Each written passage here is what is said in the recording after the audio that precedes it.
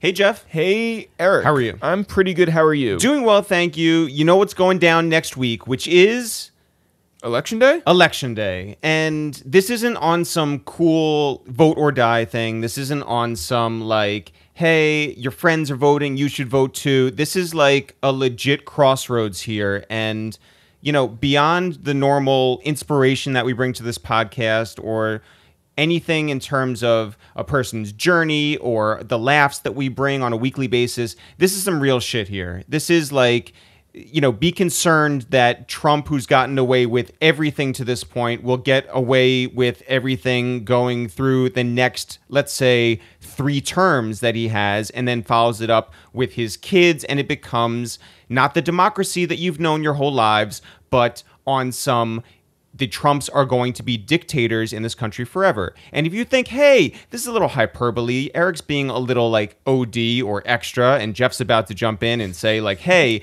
Eric is kind of right here. I am kind of right. And this isn't on some conspiracy theory like, hey, your phone listens to you, and when you mention the word Connecticut on an Instagram Live, more people from Connecticut actually jump in.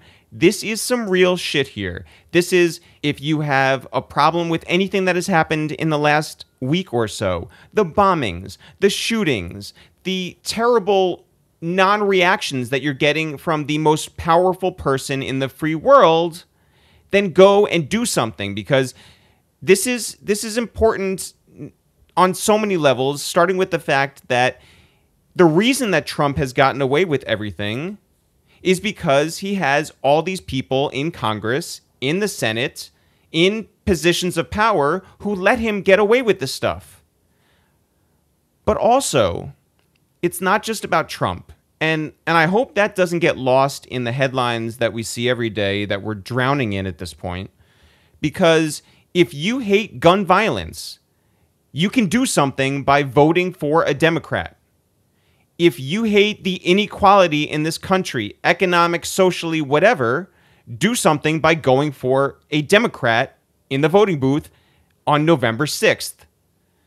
If you want your health care to be provided for, and, you know, there's so many details that I can get into on that level. If you're under the age of 26, you can still be on your parents' health care until that point. If you want free healthcare in this country because it is a right, pre-existing conditions, go out there and vote for a Democrat. It goes on and on and on. You can do something. It doesn't matter that this is a midterm election. This shit is important. I feel like the people who listen to this podcast are probably on the right side of things, and they're probably going to do the thing that is best for all of us, right? And vote Democratic. So maybe it's not you who we're talking to go out and actually pull the lever in the voting booth or press the button or anything.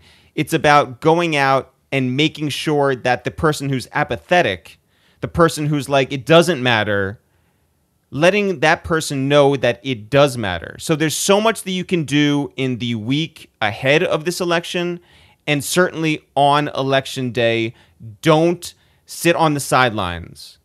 That's the biggest thing. History has shown us that if you sit on the sidelines and you do the least amount, trouble follows. And if you want the most recent evidence of that, look at 2016. Okay? Anybody out there who thought that there was no difference between Hillary Clinton and Donald Trump, look at us now. Look at where the country is now, and look at what the future is if you guys don't go out and do all you can to make sure that your voice is heard. So November 6th, next Tuesday, go out and save this fucking world. Jeff? How are you? You know, I mean, I'm good. Yeah. I'm good overall, you know? It's just like you deal with a lot of shitty news during the week.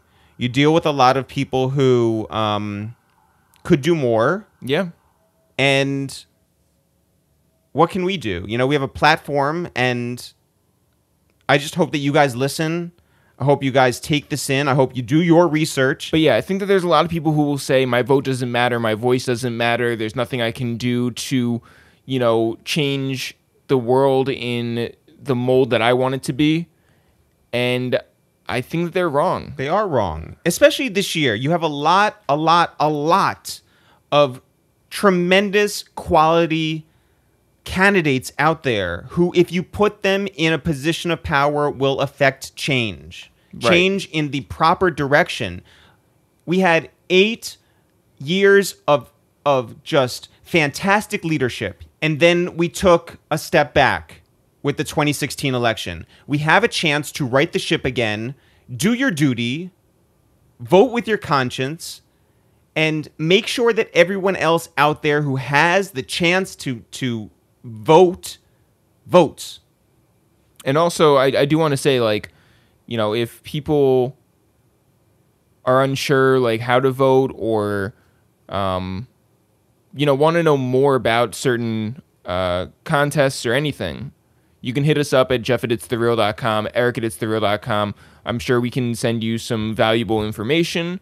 Definitely down to talk about the power in voting or power of volunteering or power in canvassing and joining a phone bank, anything. And please don't make this some sort of subject line where it says, hey, Eric and Jeff, voting, and then the body of the email is, I have a new project dropping on November 7th. Go check it out, because guess what? I won't. A quick update on our mom. A lot of people were concerned after listening to the intro to last week's podcast. As you may or may not know, our mom was hit by a car when she was crossing the street here in New York City. She was in the hospital for 9 days. She had a concussion. She had pelvic fractures. But the fantastic news is that she is safe at home now. She's been discharged. She's been working with physical therapy. She is on crutches. Her spirits are sky high. We're looking forward to a full and fast recovery. She's doing just wonderfully. And we want to say thank you to everybody who has reached out, who has emailed or DM'd or left a message on Instagram or told us in person. We have passed all that love along to our mom, and we appreciate it, and she certainly appreciates it. So thank you, everyone, for checking in. Before we get into the podcast, I did want to mention that last week we put out the video and audio for Two Jews and Two Black Dudes Review Jurassic Park, our live event from Highline Ballroom in early October. And coming up this Thursday, Two Jews and Two Black Dudes review Jonah Hill's new movie, Mid-90s. Jeff, who's on the podcast today? Today on the podcast is A-Trak. A-Trak. The Montreal Canadian who is here for the second time. Fool's Gold. Which means it's only 3 more times until we gift him a green jacket. That's right. Also, by the way, he's here to promote the Goldie Awards, the producer and beat battle that is coming up, and you can get your tickets at goldieawards.com. Last year was amazing. This one's about to be even better. But we talked about a lot of stuff, including Young Thug and Common and Ice-T and the time Ice-T the rapper. Ice-T the rapper. Yeah. And the time that he went down to Cancun. Yeah. With Maxim Magazine on the same bill as the Jackass guys. Except for... minus Johnny Knoxville. Yeah. Which, I mean, like, you know, is... I guess not the ideal Jackass lineup. Well, I mean, look, if you're a big Steve-O fan and you want to like hang out there and watch him staple his nuts or whatever, he does that, and you can see A-Trak do his turntablism. Yeah. But a lot of fun stories, a lot of funny stories in this podcast, and it's always fun to hang out with our guy A-Trak. GoldieAwards.com is where you can go get those tickets. Shout out to Maxim Magazine, all of our friends over there. That's right. If you want to go back in time, go get a time machine and enjoy. Jeff, I know people are loving all the recommendations that you have made, different episodes to listen to. What episodes do you recommend today? I would say that you should listen to episode number 185 with Chromeo. That's a great episode. Shout out to Dave One and P Thug. And if you have not watched their NPR Tiny Desk, I demand you go do that right now. I also listened to their album again just the other day to be like, hey, is this the album of the year? And guess what? It's still fantastic as ever. Go check it out. It's one of my favorite albums of the year. It's called Head Over Heels. Shout out to our guys, Chromeo. Also, number 187, Swizz Beats. Shout out to our guy, Swizzy, who is just an amazing storyteller. Came up here with a whole crew of people, but left them out in the hallway just so he could tell his story. He had no publicist. He had no one leering over his neck. He had no one waving us off to say, hey, don't ask about that. It's a legendary episode, and we were thrilled to sit down with one of our musical heroes, Swiss Beats. I would say episode number 27 or 94 or episode number 160 with Peter Rosenberg. Peter Rosenberg, who's been up here more than anybody else, our former neighbor and our current friend. You know what? There's no more fun podcast than when we have Peter Rosenberg up here. Go check all those out. What is it? 27, 94, and 160? Yeah. That's a lot of episodes, but go check them out. They're all winning numbers. And please let us know that you listen to them. It'll make us feel good, and it'll make Peter feel good. You know we'll make Peter feel good. Oh, my God. So go check all those out. Shout out to everybody who's been binging on A Waste of Time with It's The Real, and shout out to everybody who's been passing along word. This is, again, your third favorite podcast, and we just appreciate you for putting us at that level. Jeff, when do you want to get into this episode? Right now. Yo, what up? It's Eric, a.k.a. On Sunday, a.k.a. Get It How You Live. Yo, what up? It's Jeff, a.k.a. Bumpy Knuckles, a.k.a. Bad Case of Eczema. What up? This is A-Trak, a.k.a. Flan Emoji, a.k.a. DJ Foot Massage. Yeah, this is your third favorite podcast, A Waste of Time with It's The Real. A-Trak, what's happening? What's up? Everything's good. You are fresh off that flight from Chicago. Yeah. What were you doing out there? So, yesterday my brother Dave and I went to Chicago to speak on a panel for Chicago Ideas Week with a friend of all of ours, Andrew Barber. Yeah. And a few other great people too. Living that panel life. Did you bring any ideas? I think so. What was your biggest idea? I don't know. I have no idea. Yeah. No, that's cool. Obviously, Jeff and I work together. A lot of times people approach us and they're just like, wow, how do you guys get along? And it's so rare that brothers can work together, be around each other, be in the same business. Do you get that question a lot? And how do you respond to that question? You know what question we get more now is who's older? And that's always funny to me. It's funny to me because obviously, you know, I know our lives. So it's like, but also like for so long, I was visibly the younger brother. Yeah. Like I'd started scratching when I looked like a toddler. Sure. So everybody, and Dave has been over 6 feet since he was like 3 years old. So for a long time, that question didn't ask itself. Right. You had a toddler and a 6 foot tall child. But apparently now it's less obvious, and it happens a lot. And I always chuckle. I'm like, who do you think? And the funny thing is, people tend to guess me now. I'm not sure why. Damn. But as far as like, how do we work together or get along? No, I didn't ask that question. I just like, how do you respond to that question? Yeah. I don't. Even with that, I'm just sort of like, it's great. I don't know.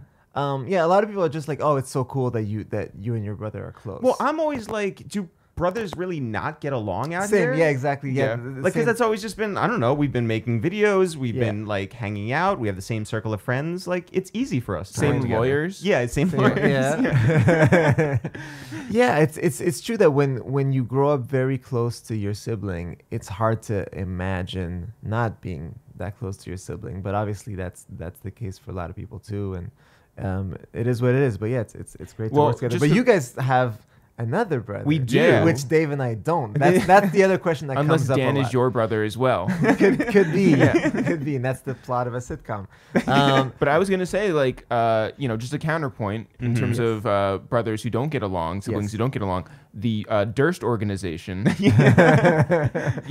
of them, he said that he committed a murder. This is true man. on tape, and it became an HBO Yes. documentary. But you guys did Both thrilling and chilling. Yeah. You guys did a Rolling Stone article together that our mom found and was like really thrilled about. And she was just like, oh my God, it's like the Canadian you guys. And we're like, yes, this is very true. Accurate. But yeah, people, when people realize that we're brothers, or if they see us together in this kind of setting, they'll say, was there another sibling? And we'll say, Oh "No, my it's just God, us." that's dark. Yeah. Was there another one? Yeah. In past tense? Yeah. Do you guys get the question, how long have you known each other? Or how'd you guys meet? Because we get that a lot too. We're just like, Yeah, because a lot of people think that we're brothers in a colloquial way. Yeah. Like, not like, oh, that's Yeah. my family. Yeah. You know? that's my Yeah. cousin. Yeah. Yeah. I enjoy. Cousin, like Big Tigger said, like my Yeah. cousin. Yeah. Yeah. Yeah. Yes. Yeah, I enjoy that sort of gray zone too, because I remember one time my friend Young Thug. Yes. Jeffrey. Jeffrey. Yeah. Sex. Yes. All of those things. I was playing the same festival as him, so I wanted to say what's up, obviously, and he was really excited to tell me something, and he goes, hey, look at that guy. And I'm like, okay. And he goes, doesn't he look like someone? I'm like, I'm not sure. I felt like that was like a setup or something. And I'm like, maybe. And he goes, don't he look like Pee Wee Longway? And again, I'm like, I'm not sure if I should say yes or no. And then he said, that's his brother, but like his real brother. Got the same mom and dad or something. He really like said, that's his brother, his real brother. They have the same parents. Yeah. And that's my favorite example of like, how much do you have to clarify that brothers are actual siblings? Yeah. So we saw you just this weekend. We saw you before you went to Chicago. We stopped by the Fool's Gold store, and you were doing a tutorial. Yeah, thanks for coming. For DJing. Oh, it was our thank pleasure. you. It was dope to watch. Obviously, we've seen you perform before, but to see you in a small setting and really getting into, even if it's the basics of what you do, the whole history of DJing in sort of one sitting was super incredible. Oh, cool. And I think the people around us appreciated it too. They were there to really learn. Yeah. We just aux core DJ, and that's fine. but for you, have you gotten to a point now where you consider yourself such a veteran that you're like, let me pass on these gems to a younger generation? Yes. Okay. All right. Great. And maybe not even just for like veteran reasons per se, but just I just as the years go by, I'm more and more sort of aware that I'm in a position where it's, not that hard for me to pass on knowledge, and it feels like a responsibility to do that. So I just make that a point more and more. And I think it could be, literally DJ lessons like what you guys saw, or it could be, speaking on my experiences, piecing together my career through the years and whatnot, like the panel that we did yesterday in Chicago. Just, using my voice is something that feels more and more like a responsibility. And just hoping that it can, help someone out, affect someone who's figuring out their path. I think I was really lucky that early on in my career, on one hand, even just having Dave, having my brother in my life, having someone who just happens to he's the type of person that really has a great sense of vision. And for not even just for me, but for a lot of our friends, he kind of sees clearly what could work and gives really good advice. So having that was a great asset for me my whole life. And also, really on some DJ shit, like meeting a lot of my DJ heroes super early on, like the DMC World Championship that I won, the first one that really got my name out, the judges that year, which isn't the case most years, were actually a bunch of the previous world champions, Qbert, Rock Raider, and a lot of those guys. And I, got to know them really quickly, and they were so welcoming to me. And from that point on, would always sort of like give me time of day. If I, a lot of the DJs that I idolized, as soon as I met them, they would just invite me to their house if I was in their city, and even just put me on some shows and things like that. So that changed my life, right? And so like once I realized that, I remember like I was so young then, right? I was 15 then, and they were like that whole generation that came before me, they were like 10 years older than me. So if I'm 15 and they're 25, they just feel like way older. Yeah. And I think for a while I never thought about, when would I get to that age? And I remember getting to my mid 20s, which is now already 10 years ago, but thinking like, oh wow, now I'm at the age that those guys were at when they sort of mentored me. And that just sort of like woke something up in me on some like, all right, now I got to start thinking of what I can pass on. Well, and so is that why you created the Goldie Awards? Yeah, one of the reasons for sure. The Goldie Awards really ends up feeling like this huge 360 moment in my life. Just like full circle moment where I'm able to connect the dots between so many things I'm passionate about. So You love award shows? I love award shows. Yeah, the name's a little misleading. Some people might think it's an award show. Are you going to do costume changes? Yeah, exactly. I need a teleprompter. Yeah. I tried, by the way, sidebar, I tried using a teleprompter once for a thing I had to film. And like, it's crazy how stupid I look. Like you could see my eyes moving. I was like, this is not good. So for those who don't know, who are listening, the Goldie Awards is a DJ battle for DJs and producers. And I launched it last year. And the idea there was essentially, I started my career as a turntablist. Winning world championship battles was definitely single-handedly what launched my career, put my name on the map, gave me credibility to go do all these other things. And through the years, that scene that I was originally from kind of like fizzled fizzled out of the limelight a little bit, where, in the years that I was battling, the DJ battle scene in general was getting a lot of attention. And if someone was a world champion DJ, anyone who was into not even hip hop, but just like new music in general, was aware that of those DJs' names. That, for a combination of reasons or whatever, that didn't stay the case over the years.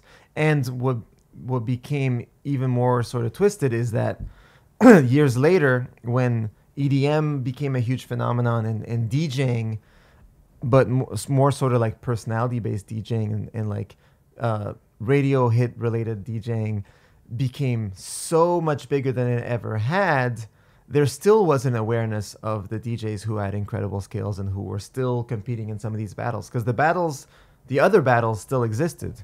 They just weren't getting the amount of attention.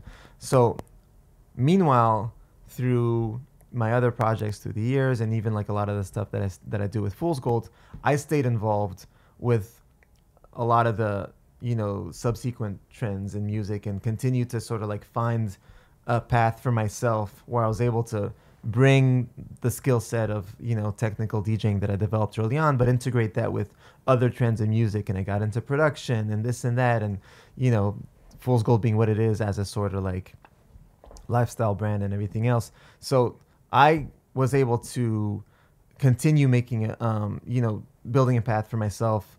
And I felt like the turntablist scene that I was originally from, there was a lot of incredible DJs who weren't able to get the same amount of attention, but who I wanted to shine a spotlight on. So the Goldie Awards really is a way for me to circle back and use a lot of the know-how that I learned from doing a lot of these Fool's Gold projects. Like Fool's Gold Day Off, running Fool's Gold Day Off taught me how to properly run an event, and all the way down to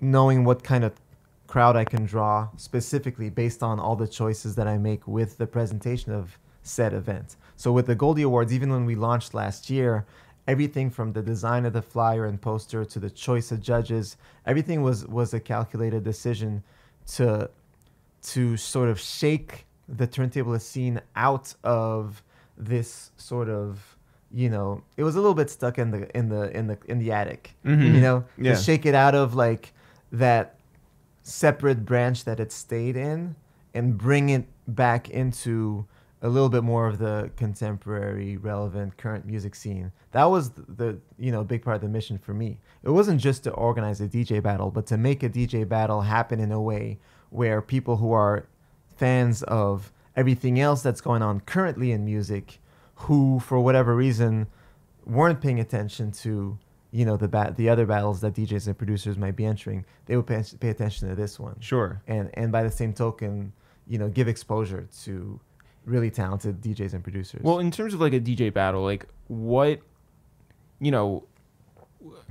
I feel like the stuff that I've seen in terms of like turntablism, it loses me because it's so technical that it just becomes like noise as opposed to an actual like experience, it's like a musical thing. It's jazz. Well, it becomes like this, jazz. It could be jazz. It's this very like masturbatory thing where it's just like, you're like cut, and then it's just like amazing. Like I guess that's cool. But so for you, is it more about song selection? Is it more about technical stuff? Is it the combination of the two? It's everything, yeah. But even back in the days that I was doing battles, and the most memorable routines factored in song selection. For whatever reason, it just from the moment that turntablism and like more traditional hip hop DJing became separate branches, it felt like the turntablist branch just continued to stay its own branch. And, like you mentioned, things like record selection became, more and more secondary in a sense. And it became a lot more of a technical show of, look at this pattern that I know, and then there's this other pattern that I know. But really, most of the audience doesn't know those patterns. Mm-hmm. But the audience truly can tell if someone does a great set or not. So it's just, part of the art of DJing is knowing what records what to select and what to flip and how to play with the sort of like expectations of a crowd. You play them something that they recognize, and then you flip it around for them, and then they understand that you changed it because they know how it's supposed to sound. If you just pick, like, there's also, with the advent of, the Serato age and digital DJing, it became way more easy for DJs to create their own files with like literally these sort of tools that are files that have samples that lend themselves well to scratching and beat juggling and these tricks. And I think that kind of hurt the scene because people were making their own selections of sound effects that crowds didn't know. And so DJing, even when it's hyper technical, is supposed to be a dialogue with your audience. There's an implicit dialogue that the DJ is always having, where you're kind of saying like, here's a thing that you recognize, but now I'm gonna play a vocal of another thing that you recognize, and even if you're not scratching, like just record selection is some sort of dialogue. When turntablists started using their own files, and the digital era made that so much easier, I feel like that dialogue stopped and it became a monologue, I guess. Like it became a monologue that's not that fun to listen to sometimes. So I definitely think that, and I've always tried to find ways to continue integrating and really sort of updating a lot of these really fun but technical tricks into my sets in various settings, and playing such a wide range of shows as I do, from festivals to club sets to whatever else. We get it. You're very versatile. But that wide range of shows forced me to figure out things that connect with an audience, right? As far as these. Well, these yeah. When turntable did you tricks. realize that you were having a conversation with the audience rather than just like, let me show off how I can do this? Well, essentially, I stopped battling. My last battles were in 2000. The battles that I did were from 97 to 2000, and after that, Y2K. Y2K, because of the glitch, and the shortage of water. I moved on. No, but what really happened was, in the early 2000s, that's when that scene that I was talking about originally sort of dried out. And like all my peers noticed it.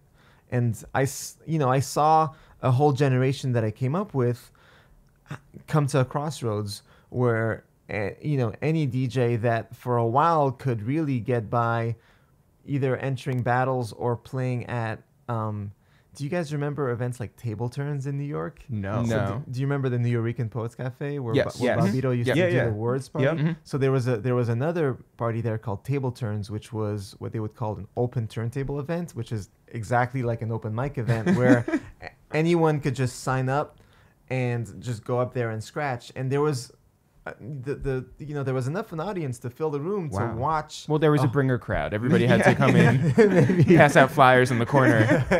But there was enough interest, at that point, like during the heyday of turntablism, there was enough interest to fill a room with people who were curious and sort of enamored with this really exciting turntablist scene, because it really was, it really was an exciting time. You could tell that DJs were innovating every other week or month or whatever. New tricks were being created, so people would just go and watch a whole evening of one DJ after the other going up and scratching. What I was getting at is that dried out, right? So, and once that did, the DJs who were part of that scene had to decide whether they wanted to just get some sort of residency at a local club in their hometown and just become more and more of a traditional DJ, or I saw a lot of my friends just go and get jobs and like. And I was younger than any of them, so even in 2000 I was 18.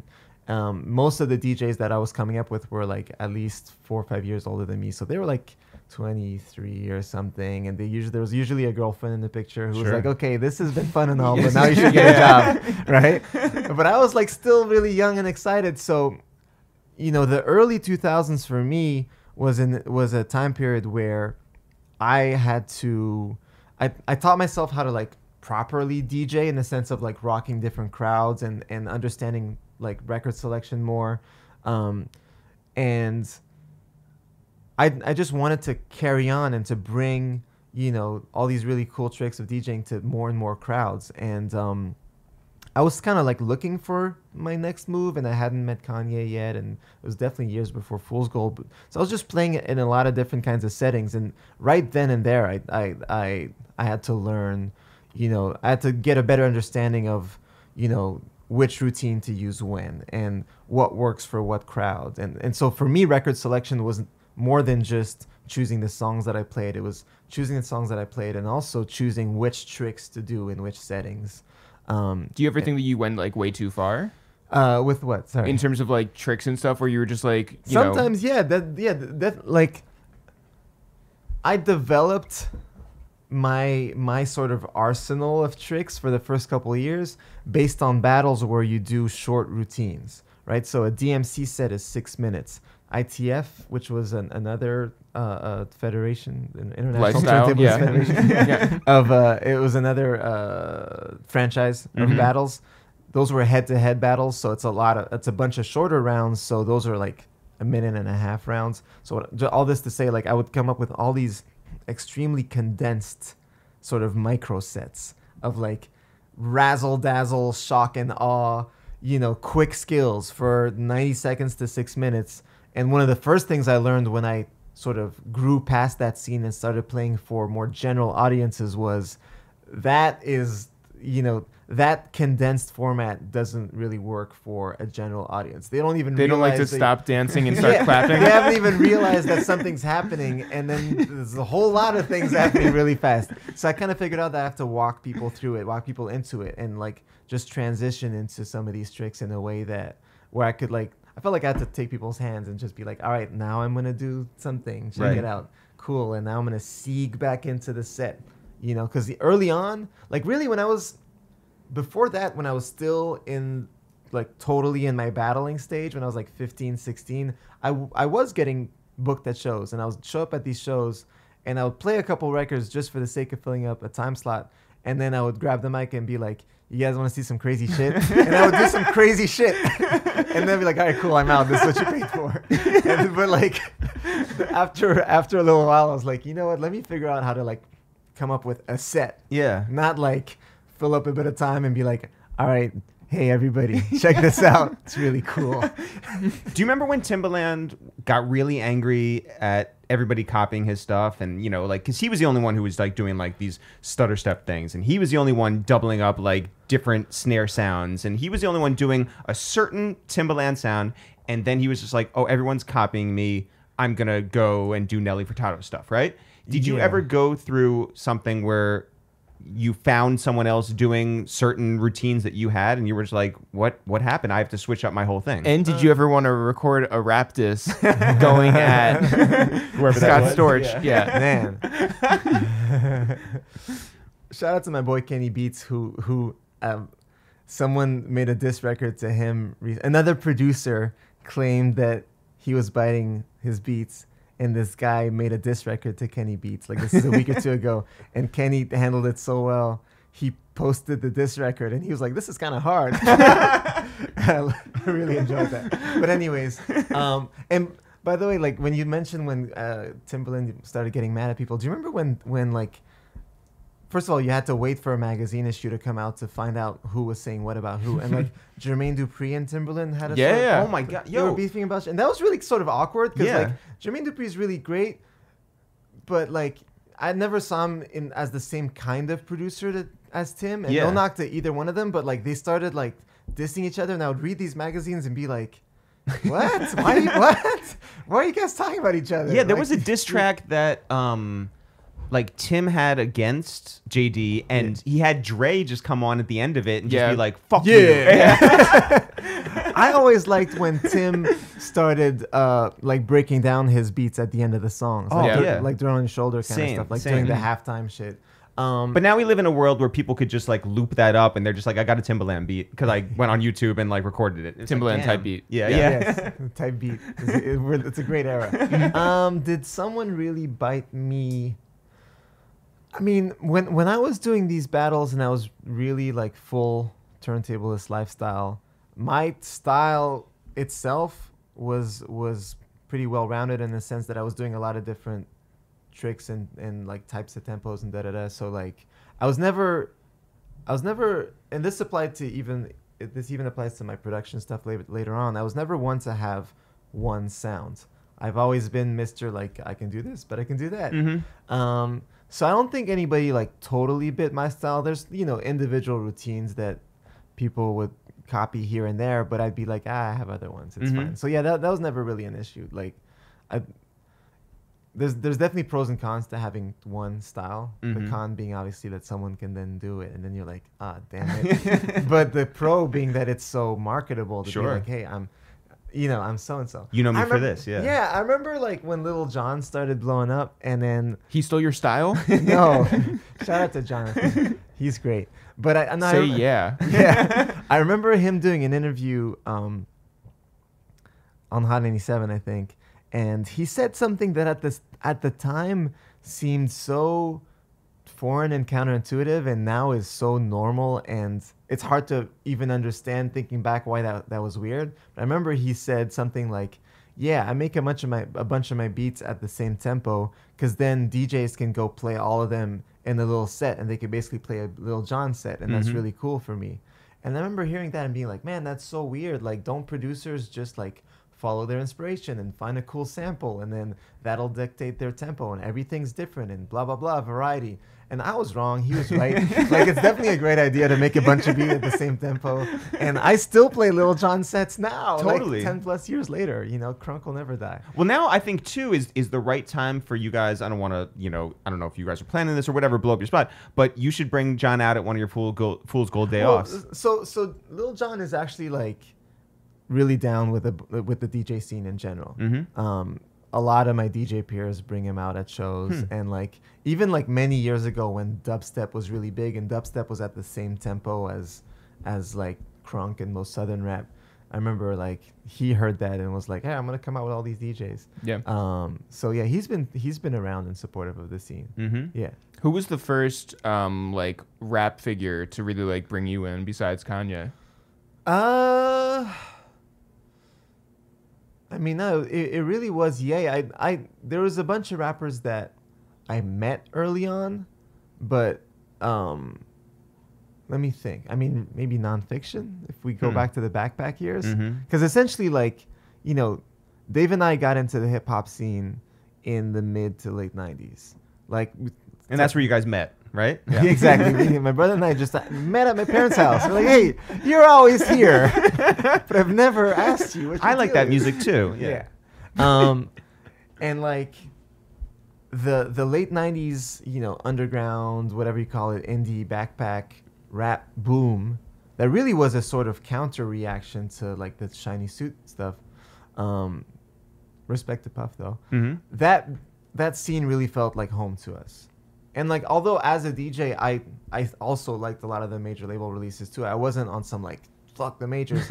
I loved the ethos of a Raucous Records and, a Fat Beats and an ABB and all these amazing labels. And, I was traveling into the US for some of my shows. And I think that era of late 90s backpack rap was when both Dave and I started making actual friendships with other people in the scene. Going down to New York and, I was a guest on the Stretch and Bobbito show, and the Executioners really brought me in with them to a bunch of awesome places like that. I mean, really, even Mr. Sinister brought me to a Common studio session in 1998. I was 16. Wow. It was like one of the first times that I went to New York as a DJ. I used to go to New York just like to as a drug dealer. or to visit my mom's aunties in Queens. Yeah. But then once I was scratching, I was like, oh, now I can look at this city in a different light. So I go to New York for a show, hit up Sinister, because like I was saying earlier, those like my OGs were super welcoming to me. And literally he was like, oh, I'm in the studio with Common recording some scratches. Come hang out. And that was sort of like, what? Yes, of course. That's incredible. And So when Common sees you come in and you're like a 15-year-old. yeah, you know what's funny is that Sinister had already showed him the video of me winning the DMC. Oh, wow. So when I walked in, he was like, "Yo, Joe showed me the video. Like it's crazy. That's like, awesome, though. Yeah, so that was really cool. That you didn't have to just like play the wall and Exactly. be quiet. That's dope. Yeah, no, Yeah. exactly. I didn't have to play the wall. It was I walked in and it was a conversation. He was like, "Yo, you're dope." Da, da, da. I remember meeting his manager, Derek Dudley, the engineer, Troy Hightower. Like those are names that I would see on records, and I was able to, feel welcome by them. And Sinister was recording little scratches on, I think, the remix to Reminding Me of Self, because I definitely remember that they were finishing up One Day It'll All Make Sense, and that they played us a bunch of those songs that day, and that album holds a special place in my heart because of that day. Yeah. It's also a really good album. That's what you should play in Vegas. Yes, Yeah. exactly. Invocation. Yeah. First song. And so, yeah, I would say like those were definitely early relationships. I mean, even some of the battles that I was doing were, there's an amazing video of Ice-T hosting a battle that actually I wasn't competing in this one. I was one of the judges. So I was doing like a little showcase set at the end of the battle.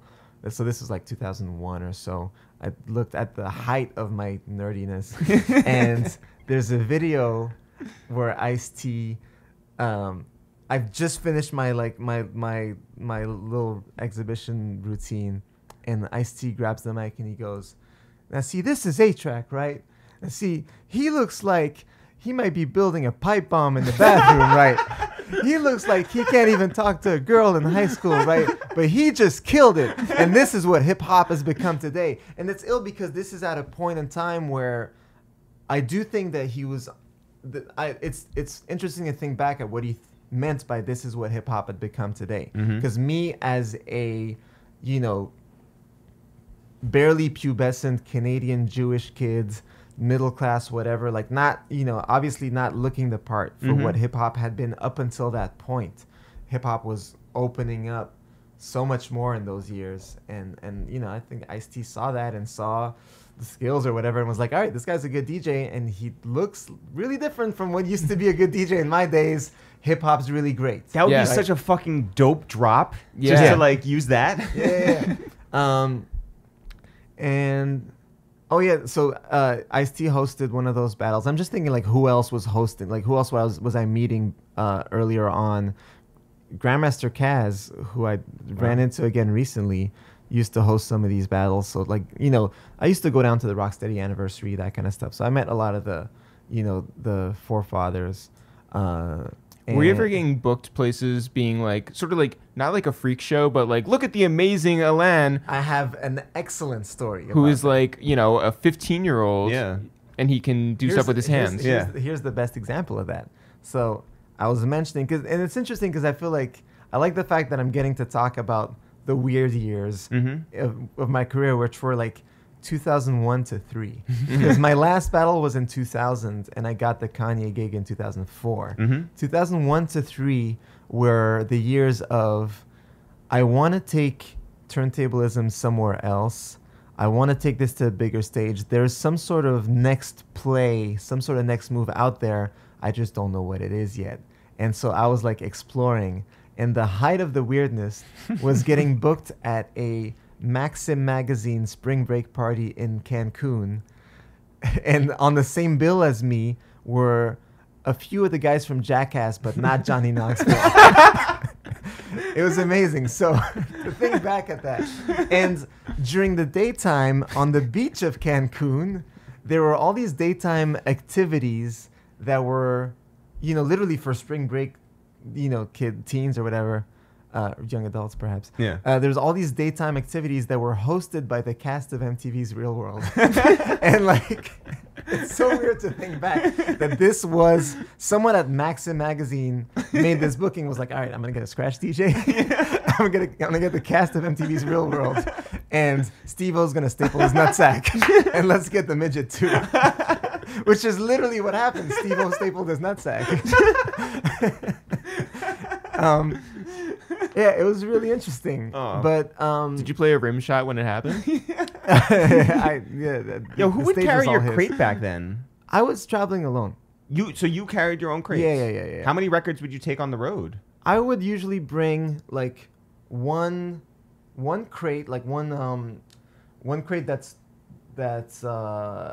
like made to check in, like a flight case, I guess you'd call it. One flight case crate and one very big backpack. So both carry on, or the records would go No, down? I would have to check in. Like it's what if they lost it?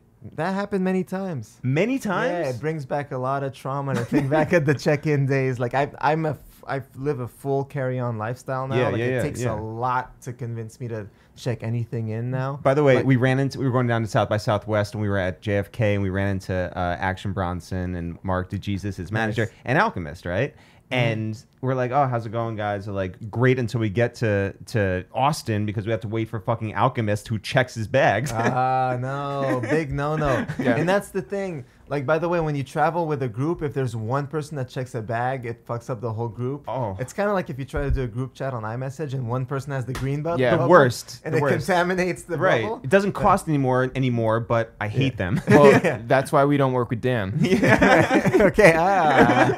Enlightening. Yeah. So, in those years, I would have to check in my suitcase and my crate, and then I would carry on the backpack that had a bunch of stuff in it. So between one crate and one backpack, I had enough records to play a set. Yeah. But yes, more often than you would think, my records would get lost, and it sucked. I mean, they were luckily for me, they were never like permanently lost. Right. They would find them usually within 2 days, a day or two. But what if you had a gig that night? So I've had very You're like, I'm playing calls. James Brown all night. I've had close calls. I remember going to France once for really early on for like one of my first festivals, and my bag didn't make it, and my show was the next day, but the show was on a Saturday, and like France really closes down on weekends. Like they're really on some like, all right, Friday 6 p.m. we will see you on Monday, and that includes baggage service, especially in those years.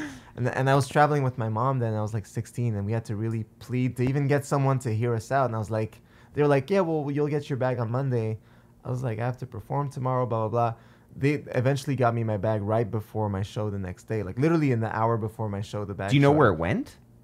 I think it just like missed sometimes It just went misses that backpacking, flight. backpacking through Europe. Yeah. No, most of the time it just misses whatever flight you're on. And then they Gotcha. just automatically put it on the next one. But an overseas flight, there might be just, you got to wait till the next day. Ugh. But were there any situations where like you had to go like digging through crates, like or Record shopping? record shopping, like right before no, I a feel show? like for whatever reason, most of the times that my records would get lost, I don't know why. Luckily, it would be when I would be heading back home, because I have plenty of memories of coming back to Montreal and not having my records, and then just stressing out for a day or two, waiting for the airline to find my bag, and then even the worst part is when they say, "We got it. You'll have it in like 3 hours," and then you wait the whole day.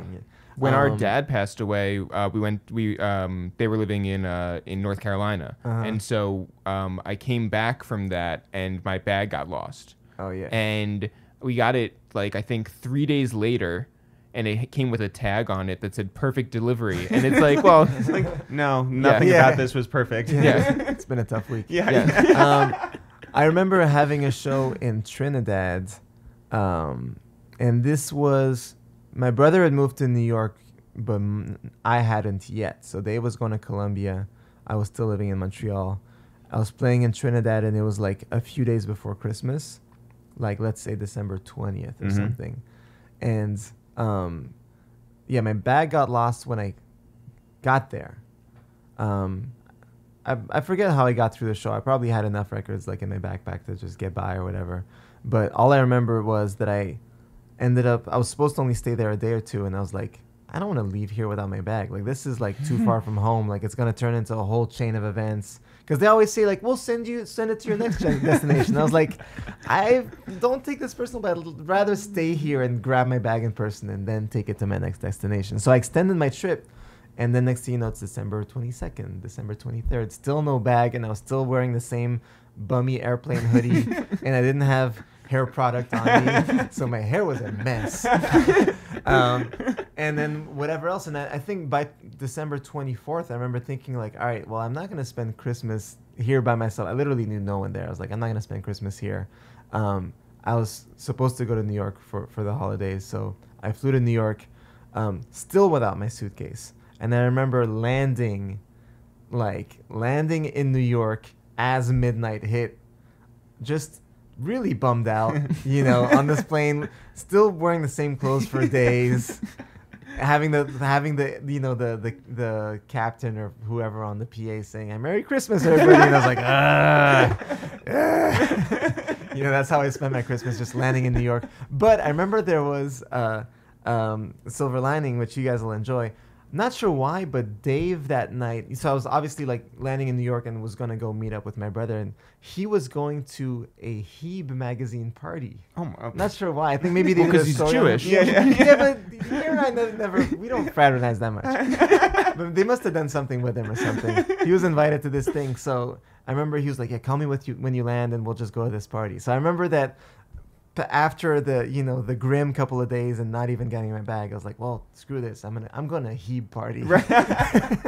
And yeah, it still took days to get my bag after that. It was crazy. So who's the craziest person that you've run into in an airport?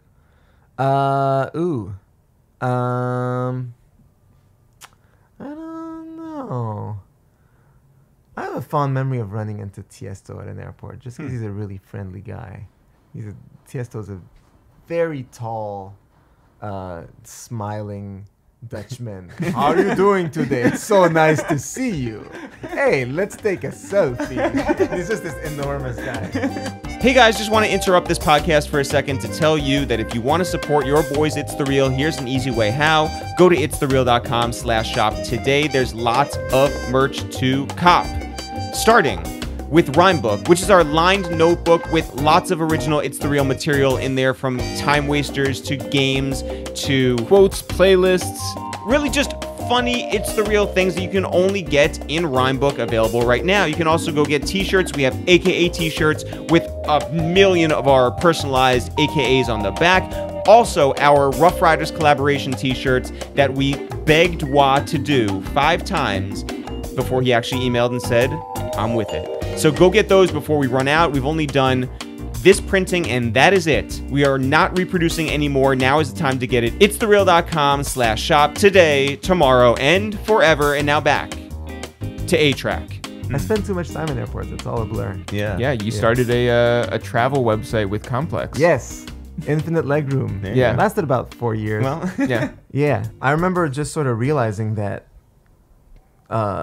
traveling comes with a lot of insider secrets, and I wanted to pass on the knowledge. I guess this is the theme of today's episode. Yeah. Is passing on the knowledge. Right. But just simple stuff like realizing that some of my friends weren't using their air miles, and I was like, no, you really should use those, because then you can get your mom a plane ticket, or understanding that there's partner airlines, well, if you have a Delta account and then you fly Air France or KLM, or that kind of thing, right? So that kind of stuff with air miles, but also what we were just saying about carrying on. That's an article in itself. Why never check in your bags? Also, I remember one of the sort of aha moments that made me want to start this website was speaking to a few of my DJ friends who toured even longer than me. And there was this funny conversation where I started asking a few of my DJ friends, do you have a go-to hotel in any city? And a bunch of my DJ buddies were like, oh yeah, of course. In Barcelona, it's this one. In London, it's that one. And I was like, this is fucking gold. This is amazing. People are still staying at Hyatt's or whatever. And there's other hotels that are probably cheaper and kind of cooler, where certain hotels will just bum you out, Right. This was also the sort of era of boutique hotels, because this was many years ago. So figuring out which ones are cool with that. But even boutique hotels are kind of a swindle sometimes, because a lot of boutique hotels will cut corners, and they'll have, sort of a hipster decor, and they'll serve you, a drink in a mason jar. But they have no bathroom. But they have no bathroom. Or in less extreme cases, maybe the bathroom's really dirty, or maybe I don't know, maybe their Wi-Fi sucks, or there's things like that. A lot of them actually just don't have room service. They'll say, oh, well, we have, a barista in the lobby, and just come and, grab a snack. Here, we'll make you a bowl of spirulina in the lobby. And I'm like, no, I want someone to send me a salad to my room. Oh, we don't do that. So, by the way, when we were in Atlanta a couple weeks ago, we stayed in this hotel, which, okay, Atlanta's tricky for hotels. Well, but like it had a theme, which was the Cuban Missile Crisis. Wow. Yeah. I like that. There's Yeah. red phones. There is you see the missile the layout. satellite Satellite. imagery. Oh man, that's amazing. Very strange. Yeah. I've And never like stayed in a the hotel thing is like that nobody would ever notice. Like only we noticed. yeah, it. we're just like, well, You're like, wait a second. yeah, Red- big red 1962 phone. fans. Yeah, exactly. Well, really, now that I'm thinking back, the true impetus for starting a travel website is that I was making these hotel reviews that I was putting on YouTube. I don't know if you guys ever saw those. Yeah, of They're very course. weird. Well, I didn't You see them know on them. YouTube, but I saw them on your like Instagram and Snapchat and stuff like that. Okay, and even Yeah. that was like sort of later. It's funny because like, phones didn't have video cameras then. I was using flip cams. Oh my god. So basically, like just realizing that I was staying at hotels around the world, a lot of which had little quirks. So like, oh, this hotel has a funny shaped pillow, and this hotel I really like the brand of products in the bathroom, but why is blah blah blah whatever some shit? Why is there a painting of the Cuban Missile Crisis? yeah, Right? yeah, Like yeah. that's a great example. I remember staying in a hotel in Paris that was a cube. The building was shaped like a cube, and it was called the Cube. But I got locked out in the middle of the night, and I was like, these fucking hotels try to be smart with their decor, and they can't even let me in. It's 2 a.m. I gotta sleep. I have a flight in the morning. So I started filming myself, and there was a bit of an audience for that. It wasn't great. I definitely wasn't on Anthony Fantano level Yeah. views, but like I was literally for a few years I filmed myself reviewing hotels. There's about 40 or 50 of them still on YouTube. If you please don't actually, but if you want to, you can search A-Trak Hotel Guide, and there's really a lot.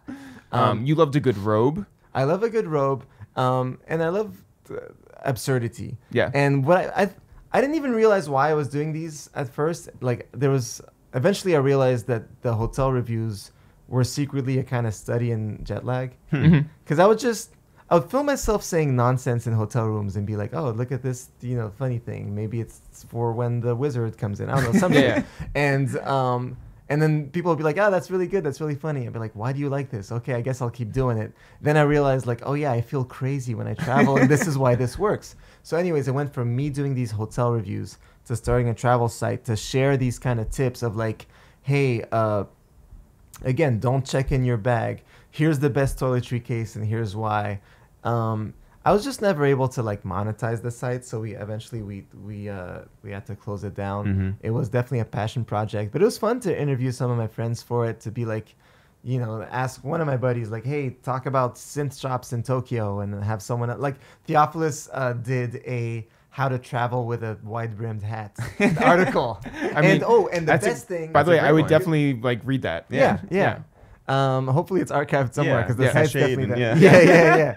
Yeah. The best thing was I've always really loved Sky Mall, and two of my DJ friends, Dave Nada and Titsworth, did a column. It wasn't even an article; it was a recurring column of like I forget what it was called, but like things we found in Sky Mall. Have you ever bought anything from Sky Mall? No, I gotta say I feel Like like a kind of 6-foot cat, hideaway or whatever. Yeah. I love the whole pet section. Like here's a beanbag for your dog. I'm like, oh yeah. Or like the floor to ceiling crossword puzzle. Yep. Is a favorite. Oh my And the God. special binoculars to locate your golf ball. I really like those two. There's a lot. I feel like a bit of a sucker for never actually buying them, because I was definitely an enthusiast. Like there's the whole like orthopedic shoe section. Sure. I liked all the sections. You should have taken the phone out of the headrest, Oh, and yeah, called yeah, them yeah, up yeah. and Yeah. really placed an order at the time. Those were funny.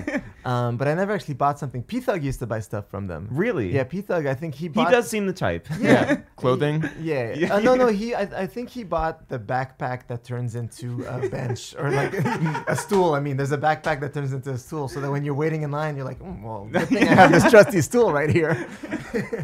But yeah, my DJ friends, Dave Nada and Titsworth, they did a column on my travel site about Sky Mall. Rest in peace, Sky Mall. I was bummed. There was like, at one point a few years ago, there was an announcement that Sky Mall was about to go bankrupt, and I was like, please, someone yell out Sky Mall. You could have been like the Chance the Rapper to their SoundCloud. Yes, which I could have tweeted that I was gonna save them and not do it. Right. Yeah. But the tweet itself would be enough to make people believe that I did it. I could have. I should have. I'm Were too you honest. were you or are you part of the DJ/producer group chat?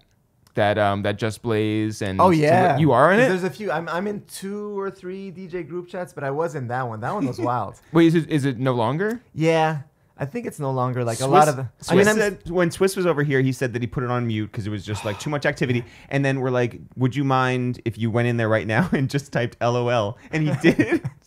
Yeah, it's a It was lot. like midnight on a Friday. Yeah. But it was cool because there's a lot. Wait, of, can you open it up right now? Yeah, I'm not sure if it's. I don't know if everyone sort of exited it Oh my or if God. it's still. Let's see. Was anybody on an Android in that group chat? No, well, the thing with WhatsApp, like that was a Oh, WhatsApp. it's a WhatsApp. it's a one. That's WhatsApp. why people do Yeah. WhatsApp group Yeah. chats. Is that it's Right, it does. It's ugly all the time. Right. Yes. Oh my God. Does this still exist? Let me see. Or you should just change the name of it. Yeah, change the name. Yeah, I can't even find it. It It was fun. Oh, here it is. Here it is. Hold on. But all I can see is just Blaze left the chat himself. Yeah. He started it. yeah. I'm seeing Peanut Butter Wolf left, Ski Beats left, Oh my a God. number that I don't have left. Right. Wait, I who's think left? That was Is it just Illa J. you and? Yeah, it's Swiss. Yeah. No, there's still a lot of people in here. But I mean, less than before. In the beginning, it was like a lot. Yeah. Pete Rock is still here. Mhm. One time, Pete Rock changed his phone number, and he goes into the group chat and he goes, "Hey, I changed my number. This is Pete Rock." And then all these other people were like, "Hey, what's up, King? This is Clark Kent. You know, take my number down, whatever." And then someone else, then you'd see like, "Yo, what up, Diamond D? Hey, what up, Ski Beats? Hey, what up? This is so and so, Alchemist." I'm like, I'm still reading this like a kid, like, "Oh, this is so cool." And Yeah. then they go, "Hey, this is Jerry Seinfeld," and like, and then more people are writing like, "Hey, what's up? This is DJ Scratch. Hey, this is that." And I'm like looking at my phone. I'm like, is someone gonna say something? And then like literally hours later, I went back in and I was like, "Just kidding. This isn't Jerry Seinfeld. This is A-Trak." And then like I feel like Pete Rock got it. Then he's like, "Oh, hey, what's up, A-Trak?" I'm like, "Yeah, I was making a joke." And then I went into full geek, like I went into full Chris Farley mode, and I was like, "Hey, Pete Rock, you remember that one time when you scratched on the record and it skipped and you kept the skip on it?" And he's like, "Yeah. Wow, you noticed that?" And I was like, "Yeah, that was cool." When you were growing up and you were 14 years old and you're just practicing on your turntables at home. Yeah. Was that like downstairs or in your bedroom or where? basement. The basement. Yeah. The when, Maclo basement. When you were doing that, and I imagine you're just going back and forth with whatever beat, perfecting it for hours at a time. Yeah. Are you a perfectionist to this day like you were back then? Yes. And does that translate into posters that go out for you? Not ones that like you guys make, but if you're booked somewhere and one thing just pisses you off to like the nth degree and it's so small. Yeah, like a lot of Because that happens to us as well. yeah, a lot of promoters will like change they'll distort the dimensions of a logo. They'll just stretch it out. Yep. And I'm like, no, this is not Yeah. right. Or do they misspell your name?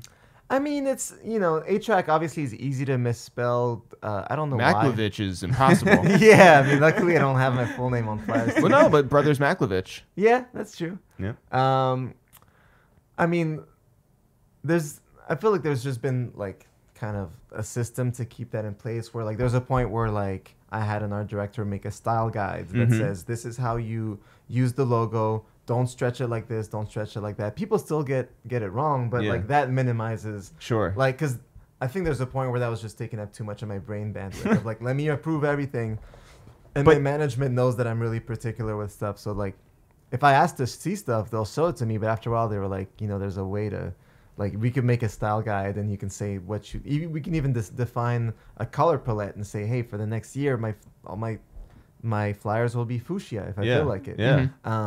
But does your perfectionism translate over to your live shows, whether it's the Goldie Awards or whether it's like one of your sets? And does it translate over to music that you were involved in? Like if you're going to be like, yeah, I want to play behind the beat, but it has to be always this far from the beat. Kind of. I mean, I think at some point with age, like I learned to let go of certain things where like I don't drive myself crazy with every single thing, but whatever I choose to sort of micromanage, I definitely do micromanage, and like all the way down to the way Fool's Gold runs. Like I think, and the same thing could be said about Nick. I think for both of us, right? Like a lot of people sort of assume that I'm like maybe the face of Fool's Gold, and that there's people that kind of do everything. We have a great crew, great staff, and they're all amazing. I just assumed you were a curator. Exactly. But there's a ton that I do at Fool's Gold where like if we're doing a collab with another brand, or if we're working with an artist for the first time, or even just putting on an event, like I book the lineups for our events, right? And then so if we partner with someone and they're like, wait, it's you who's calling like French Montana's manager, and I'm like, yeah, that's how we pull shit off. Like, that's how we make you do the impossible, is if I make those calls. So there's a lot of stuff that I like. Even just this week, I've been helping set up a video for one of our artists. So there's plenty of things where I'll say the team can handle this. It's cool, whether it's Nick or the rest of the team or them together or whatever. Like, again, everyone that works with us is awesome, but there'll be a few things that I'll just pick and choose to look after myself.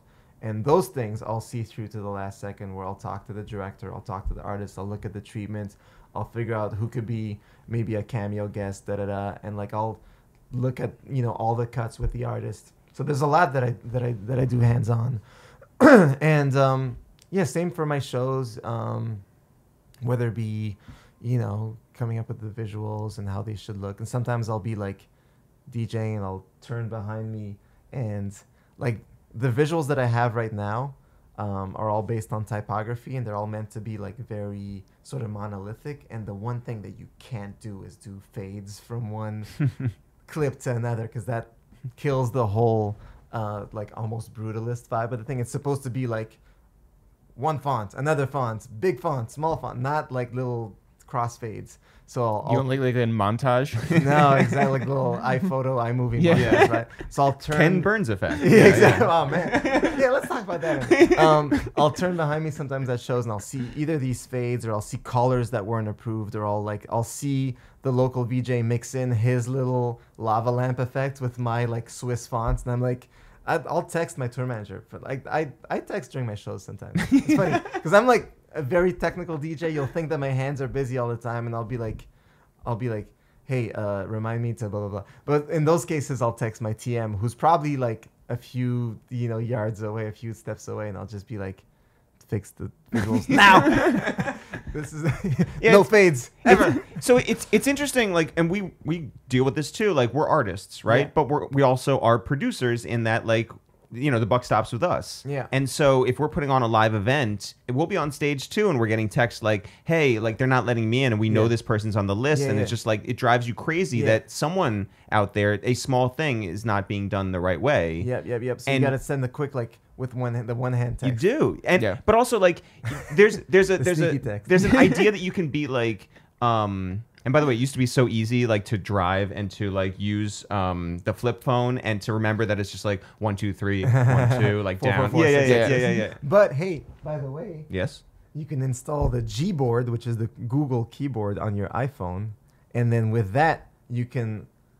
So, like, you see how this is a different keyboard? Yes. This is the Gboard, and with that you can do like this kind of typing with Whoa. one hand, where like basically without lifting your finger you can type whole words. So you were just going in a circle with your thumb, and That was I a don't know what little you example, wrote. but if I write it's the real. Okay, now Whoa. press end.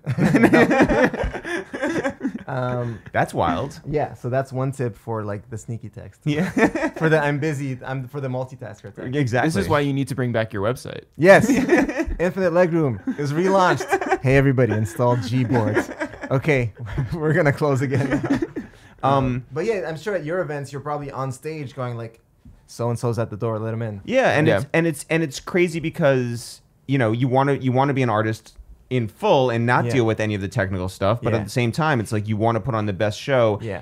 Do you? I mean, are you at a point in your life where you're just like, I'm not going to let the tiny things in a show bother me, or like, because for us, it's like if one person has like something go wrong, I want to take care of that experience. Yeah. I think it just becomes choices. It becomes choices and like Like quick, the E40 song. Yes. Yep. Nope.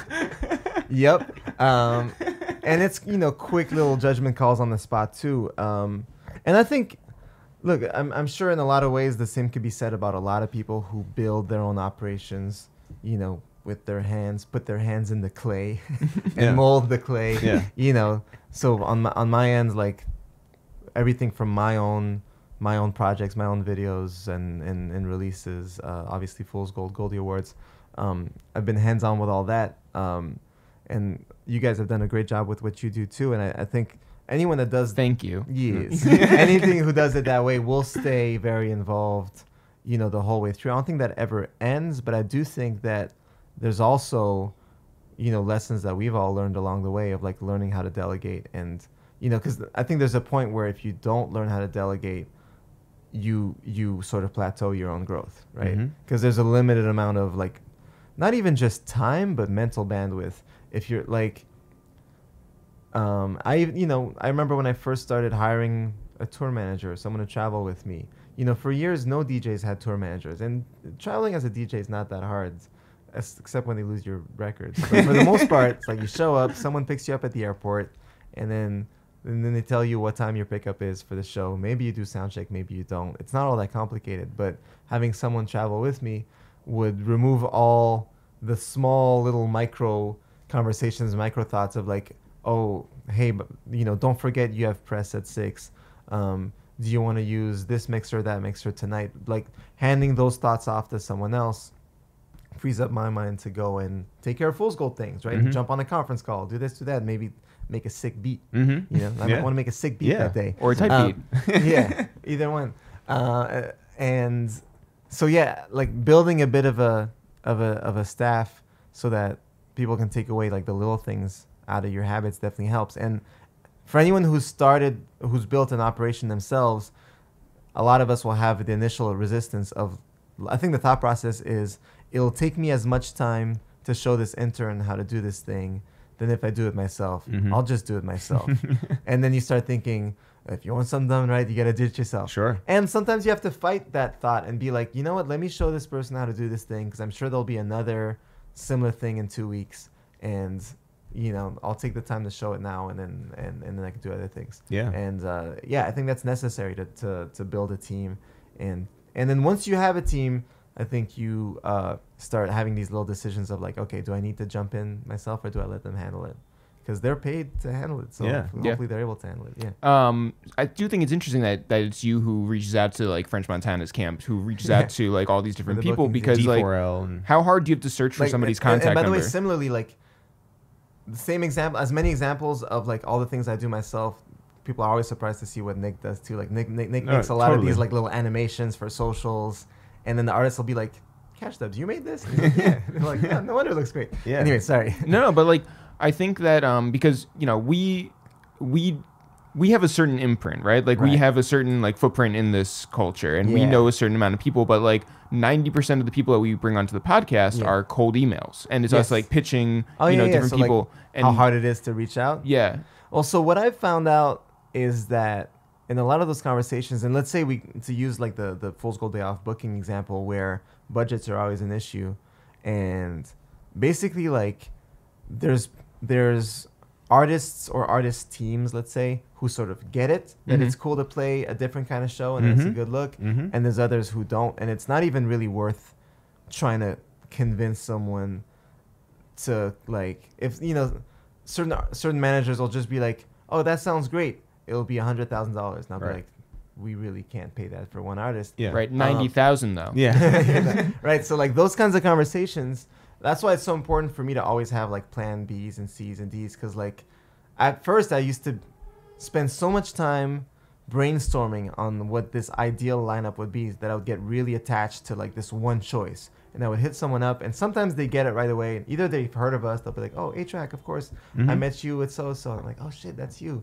Great, cool, let's book Juicy J, whoever, right? Or other people will just be like, yeah, that sounds like a good look for my artist. Cool, what's your budget? We'll work with it.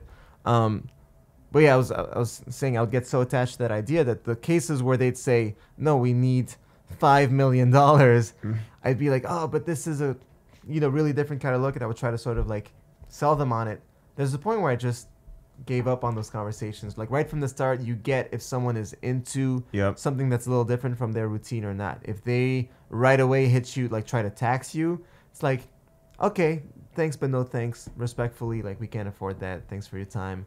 There's always someone else who's down to do it. Totally. Yeah, especially now, like, and like the fact that we're all like in the hip hop scene, like hip hop is so huge now. There's so many choices of every kind of variation of hip hop and artists. I mean, obviously a lot of people are unique, but like we're no longer at it. Like there was a point in time where it was either a couple old heads or a couple new heads, and like the choices were kind of limited. Mhm. Yeah.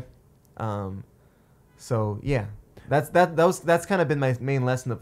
For me, it's fun to try to track someone down because there's this sort of like, 6 degrees of Kevin Bacon Yeah. thing where Yeah. like pretty much anyone I know I can figure out how to get to them. And then it gets to that conversation where we get to suss out whether they're going to be down to do something, on the grassroots level or not. I know after the Chromeo album came out, Yeah. I emailed you to congratulate you on the work that you did because you did thanks. executive produce it. Yeah. And I think that project shows what really 2 years of like sussing out what works and doesn't work and what could be improved and whatever, what that can really prove, because it's a fantastic album from top to bottom. And I've told you that, I told Dade that, Shout I out told to P Dave that. and P, yeah. But if you can explain what you brought to the table for that project, how would you sort of put it? I would just say I was the sounding board for pretty much everything. Where, if Dave and P are in the studio every day, and they're working on either certain days will be like writing days and they'll come up with like a bunch of quick song ideas, or other days will be like, obsessive detail production days working on like just the drum track for 3 days. I would come in every couple of days and just listen to stuff and help narrow down the decisions and be like, all right, this song idea is actually better than that one, or feedback on how the music is sounding, and then also And you connected some dots, right? yeah, helped with the French feature and Amber Mark actually, yeah. Amber Mark, Dave wanted just sort of like a sort of newer sort of soulful singer, and then I was just coming up with suggestions, and she was my favorite choice, and Super dope. she got on the song. She's amazing. Were you there for the Terrius Nash stuff? No, I wish. Damn. And even with that became a sort of like all hands on deck. Everyone tried to help make that happen. Yeah. Where like their management was hitting, because Dream's managed by Shiv and Steven Victor's team. Yep. So, Shout out to like, those guys. Yeah. So like Chromeo's management set up the session, but then I would text both Steven and Shiv and be like, please make this happen. Come on, guys. Just add a little layer like, hey, can you make sure that Dream shows up? But yeah, for the most part, it would just be the sounding board for a lot of the ideas, guest ideas, all the way to as they were, coming up with ideas for the cover, and like, the guys like Dave and P really do their own creative direction and figure out which photography they want, what kind of refs they use. And though a lot of times they're just sort of second guessing themselves. So do some of that, and I suggested some of the video directors too. So yeah, like as the whole project was coming together, I would just be like the third person in the room, being like, I like this one better than that one, and why don't we get a guest on this song, or here's a video director I like. Yeah. Apparently that's called an executive producer. I don't want to get too much further without. I know that Eric really wanted to talk about the Cameron stuff. I do. So yeah. When Dave was on here, he said that it exists. Yeah. That he's heard some stuff and that it's not dead. Yes. Okay, cool. I can say the same thing. I can assert the same thing. Shout out to Cam and Dame. They're just awesome human beings. I really like working with them. And that the project that Cam and I started a few years ago, which sort of went dormant for a while, has shown signs of life, and we've been having fun with it. I don't want to say too much about it, but I think the general point is just like we'll put out music when we feel totally satisfied with the body of work. I never wanted to put out half done songs from a few years ago. Yeah, those guys are just great. Yeah. Yeah, it's fun. And part of what's fun with it also is this idea that like, although we've had completely different life paths and career paths, obviously, there is a thread in common in my mentality, Dame's mentality, and Cam's mentality, which is a very we work with our friends kind of approach on some like, we don't need these majors, we don't need this, we don't need that. We know how to make videos. We know when the shit sounds right, and we even record with our friends around us, and like that approach. And you know what's wild? Like we share that same mentality and experience with the Locks. Like, yes, like right. it's wild. We grew up 10 minutes from each other, but we have these very, very different life experiences. But we connect in a real friendship. And I was talking to Styles the other day about he's just like, I just love doing this for the fun of it, and it's like it's dope. And that's where the most organic and long-lasting stuff begins and travels. I mean, that's one of the most awesome things with music in general, right? It's just these unlikely friendships. Like back when I was touring with Kanye, I became really close with GLC. Yeah, his friend from Chicago, and GLC and I ended up making a mixtape, and it was a mixtape that I really coached him a lot in the recording process, and he's someone who would just sort of like go to his homie's studio before and just record. He wasn't used to having someone tell him like, do this verse over, or even like sort of pushing his creativity. I would ask him like, hey, what's a song that you really liked when you were growing up that we could do a new version of? And then he would pick like a DJ Quick record or this or that, like quizzing him on his influences and helping him connect those dots with the music he was making. And I remember he would sometimes just crack up and look at me and be like, I can't believe it's you giving me these ideas. Same thing that Ice-T said. Yeah. When you did that project, which I'm blanking on the name on, but you had a song with Thug and I think Pee-wee called... Oh, yeah, Low Pros. Low Pros. Yeah. And you had a song called Jack Tripper. Yes. Did they know who Jack Tripper was, or did you have to say, like, okay... I'm trying to remember if Q did that hook. Whoever did that hook, that was their idea. And there was also a song... Because that, like, Three's Company is, like, way before all their time. I know. There was also a song called Frankie Lyman on that EP. No, that wasn't my idea. That was theirs. And Low Pros was a fun project to look back on now, too, because the whole idea was this sort of, like, producer umbrella centered around myself and Lex Luger connecting. Mm-hmm. And we didn't even really know each other well before, but once we linked up... Once you got in the producer group chat. Yeah, exactly. Once we linked up, quickly it became... There was other producers that came in on it. Like Metro was working on some of the beats with us, and my buddy High Classified from Montreal, from Fool's Gold. And the idea there was like the EDM version of trap was really big in those years. And there was no one really connecting the dots between that and like the original trap sound of, Southern rap, and of which I think Lex is really one of the true architects. Mm-hmm. So the fact that I have a foot in electronic music and a foot in hip hop, I thought like, oh, it'd be cool if I linked up with Lex, and we worked with a bunch of, cool rappers that I really liked, and we worked with Thug and Pee-wee really early on, and we had Juvenile on a record, and that's a great Ferg, record. Oh yeah, Juvie killed it. Thanks. Yeah. And but at the same time, on the production side, I would like ingest a little bit of the sonics of that newer version of trap that was happening, and try to come up with a hybrid thing.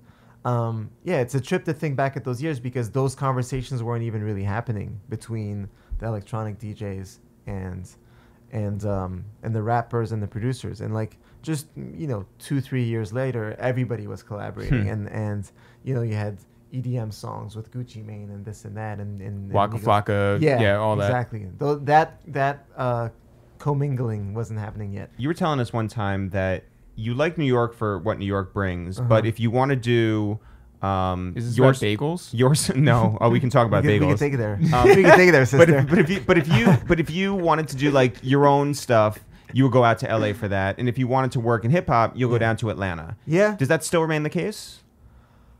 Kind of, yeah. I record more of my music in LA still, yeah. I have a place in LA and a place in New York, and I go to LA when I need a little bit more focus, because I'm just less distracted there. So I do end up doing more of my recording, and even like a lot of the DJ routines that I film, those are pretty much like all but one are filmed at my house in LA. So just that requires a little bit more like isolated hours of the day and a type of focus. I still like wear New York on my sleeve. I still have like my heart in New York, and obviously Fool's Gold's here, and just like identity wise, culturally, I feel like this is my city, and then sometimes I just fly west and record for a couple of days. What And about- then for rap sessions, it varies.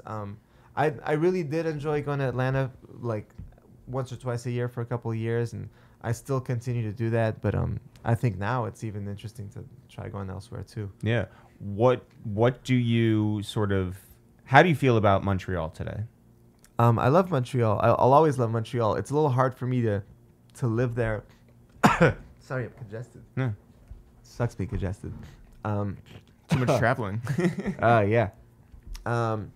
I wish we could give you something for it. I know. There's nothing to do. It's just me and my nose fighting it out. Yeah, Montreal's amazing. I always tell people to go visit it. And like, actually now, like, my cousin and his friends have like a creative agency called St. Woods that's doing really cool stuff there. They make clothing. They have nightclubs, and we all collaborate too. So it's cool to see like a bit of the newer generation. I moved out. I left Montreal in 2006. For what I was doing with my DJing, I kind of felt like there was a kind of limited opportunities in terms of just like connections I could make. So I chose to come and live in the U.S. But you went back recently and played up there. There was a festival or something, right? In Montreal. Yeah. Yeah. I mean, I still have shows there at least once a year. And this summer I played Oshiaga Festival. That's the one that you probably saw. Mm-hmm. And we do Fool's Gold Day Off. Now we've done it for the last 3 or 4 years. I think 3 years. But do you get a sense that like the crowd is like, oh, Montreal boy done good and came back? Some do, and some just realize it that day. Some will just be like, wait, I've heard of this guy. He's from here. What? Yeah.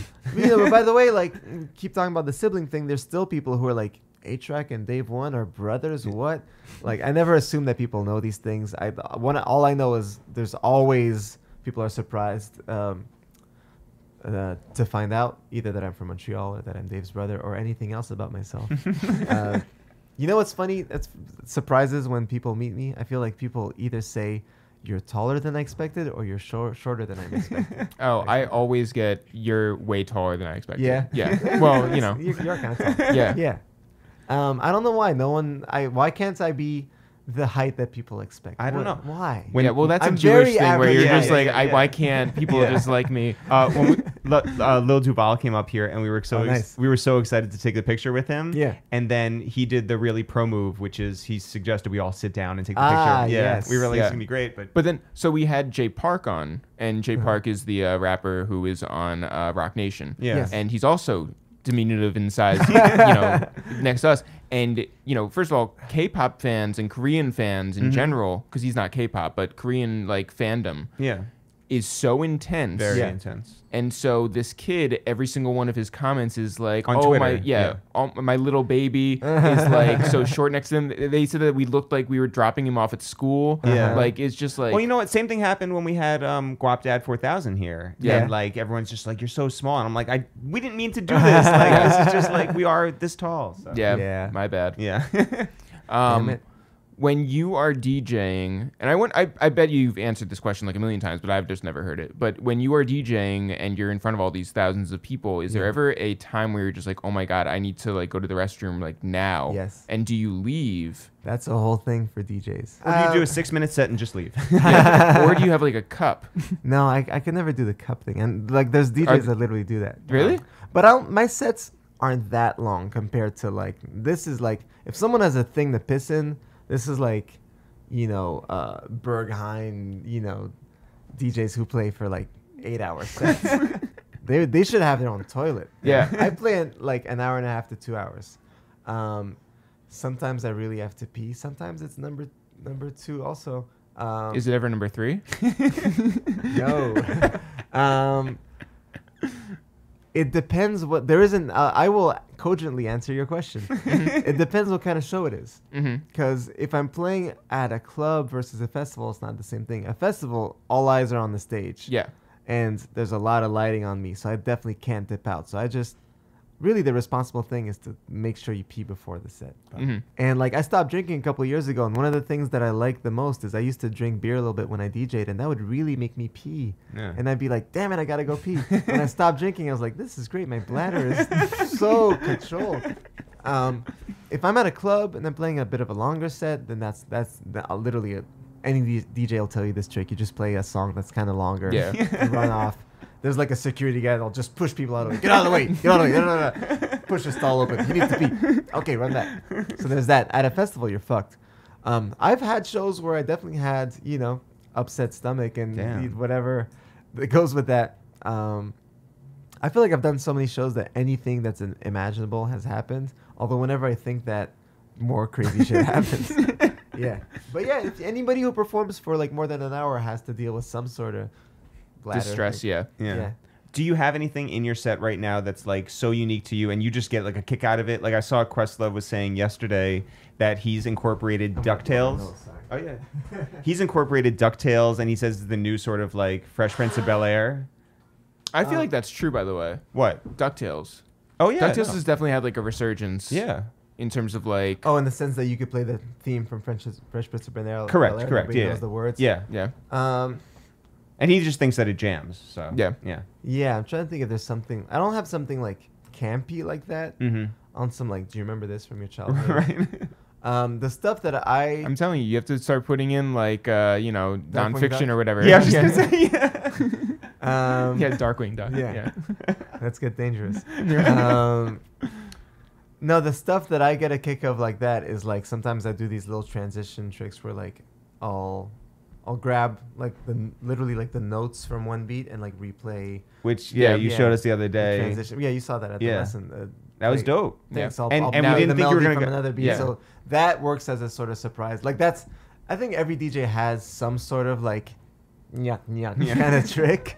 That'll be my nyuk trick. It was great though because so Jeff and I were standing in separate parts of the Fool's Gold store watching you perform, and I'm texting Jeff. I'm like, "Here's what's coming up." I was like, "He's gonna play Work," and it was not Work. It was smart. It was great. When you were talking like way earlier in this conversation about, I had said like quantum physics. Yeah, but I was like, were there any times where you just did too many tricks? And like your explanation and to lost that, the crowd yeah. And so I didn't say tricks at that point, but my mind went to your explanation, which was it made me think about like Penn and Teller, and I was wondering like one, what are your thoughts on magic? And how it relates to DJing, and then also do you believe in or have any illusionists ever like in your travels? Have you ever dealt with any illusionists? Yeah, I wish you kept it at do you believe in magic? That's such a great question. Yeah. So do you believe in conspiracy theories? Oh yeah. What's your favorite? To an extent. Cuban Missile Crisis. Yeah. This is what I always ask Styles, and he's like, "Fuck you, Jeff." So magic. The thing that's interesting is like DJing is obviously music, but the experience of being a DJ is way more comparable to things like stand-up comedy or magic than other types of music, right? So the experience of being a DJ is really different from being in a band where you play your own songs and that's all you... and where you play real instruments. Yeah, we play real instruments, yes. But when you play essentially the same set and there's not that much wiggle room, unless you're a jam band or a cover band, but for most bands there's not that much wiggle room to adapt to the crowd. And where people come to see specifically songs that they know, right? As a DJ, you'll change the flow of your set and the selection in your set based on the crowd, and there's way more of a relationship with your openers, and there's an ability to sort of like extend out certain parts that might be working, and there's even more of a sort of like one-person traveling experience of just being at some weird hotel in Boise, Idaho. Yeah. That, bands are in groups, it's different. So it's more comparable to a stand-up comedian who's working on his show and has certain bits that they're trying out, and they're able to extend parts, and they have an intro, and maybe their opener goes too hard and they're upset at them, and then they're just stuck at a motel in Indianapolis. Like that's the experience of a DJ, and I think magicians are kind of comparable to that too, in the sense that it's just them in front of the crowd, and they have to win the crowd over, right? Like if a band is doing a show, I'm really congested. If a band is doing a show, they don't really have to win a crowd over. The crowd went to see them. If you're a DJ or a magician or a stand-up comedian, the dynamic to start with is the crowd's on some like all right, impress me. Yeah. You know? There's one illusionist that I saw once that really impressed me. Where I was like, maybe there's more to the physical realms than I thought. I'm very rational. I made a joke about quantum physics, but I actually did study physics in college. Like so like the sort of the laws of the physical world, tangible world are things I believe in. Wow. Mhm. But I'm open-minded. And Do you believe in yeah. string theory? Sure. Yeah. Yeah. Do you believe in the butterfly effect? And by that I mean the Ashton Kutcher. Yes, I movie. believe in the Ashton Kutcher trucker hat, Yeah. and that him wearing that hat changed the course of history forever. Can you imagine what the world would be like if Ashton Kutcher never wore a trucker hat? It wouldn't be the same world. Yeah, Demi Moore changed. Oh yeah. Hey. Yeah. Okay, so Goldie Awards is coming up Yes. on. November 8th, New York City, Brooklyn Steel. Who's going to be there? Ooh, an exercise in memory. Yeah. Mhm. All right, so the judges, Mark Ronson, Boys Noise, Venus X, Anna Luno, TM88, who am I not thinking Just of? Blaze. Just Blaze, thank you, and DJ Mhm. Craze. I forgot them because they're the two that are staying on from last year. Mm-hmm. Just Blaze and DJ Craze. You know who you should have as a judge? Who? 16-year-old you. Or the producer, 16-year-old. Yeah. 16-year-old. Who's not really 16 years old. But Yeah, Yeah. but again, No, you but know, that's the illusion. exactly. Maybe the physical realm is not what we think it is. Those are our awesome judges, hosted by Jesus Nice and Nadeska. Yeah, Alexis? we were with Nadeska in Cleveland for Nice. the Jay and Beyonce show. Oh, nice. And we were talking all about that and how excited we were for her because she had met you for the first time with Dave. Yeah, at Coachella. Yeah, Right. and she did not know you were brothers. So there you go. Could you not afford Kid Mero? No, you know what's funny? All right, so just to finish up what Goldie Awards is. Yeah. Producer and DJ battle. DJs and producers send videos from literally around the world, like from South Africa, Brazil, Eastern Europe, anywhere, even the United States of America. And we picked 8 producers and 8 DJs to actually, we fly them out to the event. They battle on November 8th with the panel of judges that I just named. And the reason why it's Jesus hosting and not Jesus and Mero goes back to last year. So last year I had Dave East Mhm. as a host. Dave East is a great example of when we're talking about like people who are down for shit. He gets it. Yeah. He played Fool's Gold Day Off a few years ago. He was a pleasure to deal with. So I had him confirmed to host the Goldie Awards, and then the morning of the show, I was told by his management that they had double booked him, and it was actually during Fashion Week, the Goldie Awards that year, and someone at Def Jam had promised that he would be at another thing. So I called Dave directly, and we sort of like worked it out, and he was like, I'm definitely coming, but I didn't realize that you needed me for like 4 hours. Is it cool if I dip after a while? Because I promised this other person this other thing. And luckily, the night before, I was like sending out my texts to whoever the homies in the scene, people that I think might enjoy this battle, to say, hey, come out. I'm doing a new thing tomorrow, launching a new project. I had texted both Jesus and Mero. So when Dave East pulled out, I thought, oh, well, maybe Jesus and Mero might want to help me host. I need someone to help me host. And then Mero had to watch his kid that night. But Jesus, fully like for the love last year, was just like, oh yeah, sure, just tell me when. Love that. And killed it apparently, right? And by the He was way, amazing. yeah. so many people are just like, oh, you guys should get Jesus and Mero on the podcast. We've had them on solo, and I like that idea better too, Yeah. because like you get Jesus's full story and you get Mero's full story, and they're different people. Yeah, You and, know? and people are used to Yeah. hearing their story together. But Right. Yeah. But now I want both of them. Like now we've had them solo. Now it's time to get Yeah. both of them. Yeah. But when do they get a robe, and when do I get a robe? Yeah. you get a robe again. Once again, 5 times up, you get a robe. 3 times keychain. But, Okay. Yeah. But okay, so Goldie Awards are happening. Brooklyn Steel, New York City. Where can people get tickets? GoldieAwards.com. Easy. That's really easy. Uh-huh. That's like when people are just like, how can you get in touch with you? Go to ItsTheReal.com. Uh-huh. Very simple. 3 easy payments. No. That's right. Yeah. Congratulations on everything, as Thank always. you. It's always fun to see you, whether it's at Pleasure. Fool's Gold or here or anywhere in the city or whatever. Likewise. And you know what my favorite thing about Fool's Gold is? It's that you and Nick work so well together. This is because Nick worked early with Wale, and you are Jerry Seinfeld. Yes, yeah. Thanks so much. Thanks.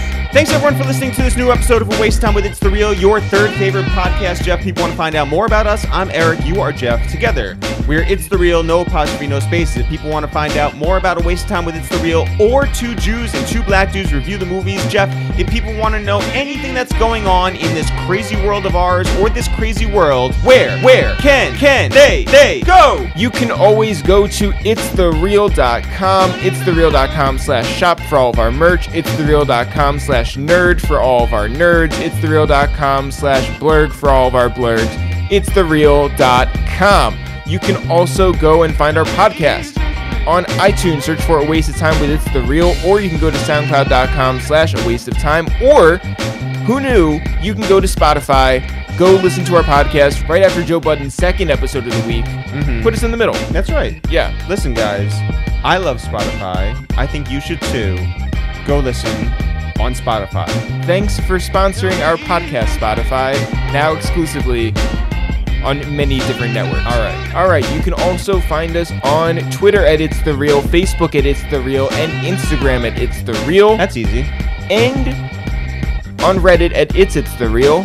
Oh, so I don't know, a few weeks back, 3 or 4 weeks back, we did a Reddit AMA. Yeah, and I hope people, it doesn't go anywhere, right? No, it's still there. So go check it out. Yeah, the internet is still plugged in. I like that. Did I mention that we're on ItsTheReal.com? I think you did. Okay. Yeah. Jeff, we have the best fans in the world, and so we like to shout you guys out to show you our appreciation for your appreciation. So, Jeff, who do you appreciate today? Today, I appreciate everybody, but especially I appreciate Ray31382. I'm assuming that her birthday is March 13th. All right. And so she is a Gemini? I don't know anything about science, but shouts to her. She wrote us a really nice message. She said, I'm so excited to find a podcast on here that truly speaks to me. Seriously, thank you, because I've been binging episodes and I love how you guys, like myself, don't try to be something else. And I do want to say, binging looks very weird when you spell it out. It looks like binging. Binging. Yeah. So maybe she's binging? Yeah, shouts to Bing, our proud sponsor. That's right. Microsoft Bing. Go Bing yourself. Shouts to her, Ray, upstate, right? Upstate in the Catskills. Jeff, I want to shout out our West Coast friend, our Texas friend, Mike Shahade, who we know through Amir Abessi, Blame the Label, our friend and family.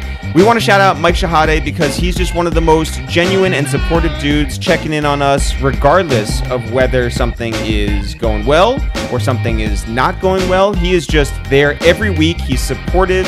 He is just on the megaphone telling everybody that we are doing something right, and it's having support from a guy like him who isn't looking for any credit. He's not looking for any money. He's not looking for a gift bag. He is just here to support good work and lets us know that on the regular, and that means the most to us, and we're just so appreciative to have him in our lives. Shout out to Mike Shahade. I want to say, after you finish this up, which I think I just cut short. Yes. Yeah.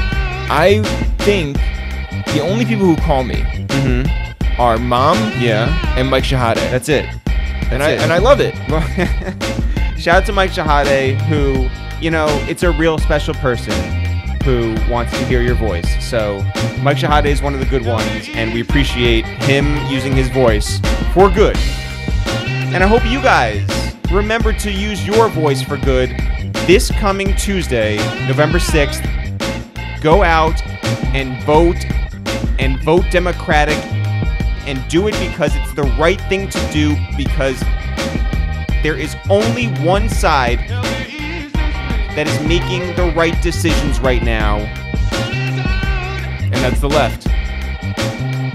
Please, please, please don't take this for granted. You know what happened in 2016. Make your mark. Do some good. Let's shift the tides and keep sailing in a better direction.